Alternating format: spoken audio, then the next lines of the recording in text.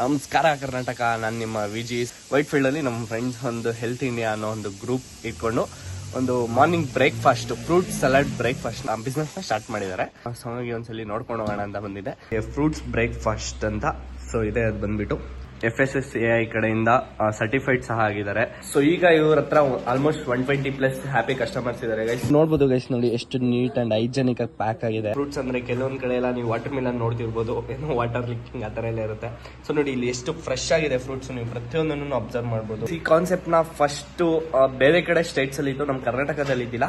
First ಇವರೇ introduce ಮಾಡಿದ್ದು ಕರ್ನಾಟಕಕ್ಕೆ, ಹೆಲ್ತ್ ಇಂಡಿಯಾ ಗ್ರೂಪ್ಸ್ ಅನ್ನೋರು. ಹಾಯ್ ಕಿಶೋರ್. Hi bro. ಹೆಂಗಿದ್ಯಪ್ಪ ಬಿಸ್ನೆಸ್? ಪರವಾಗಿಲ್ಲ, ತುಂಬಾ ಚೆನ್ನಾಗಿ ನಡೀತಿದೆ. ಈಗ 120+ ಕಸ್ಟಮರ್ಸ್ ಇದ್ದಾರೆ. ಎಲ್ಲರಿಗೂ ಸ್ಯಾಟಿಸ್ಫ್ಯಾಕ್ಷನ್ ಚೆನ್ನಾಗಿದೆ. ಹೌದೌದು, ಗೊತ್ತಾಗ್ತಿದೆ.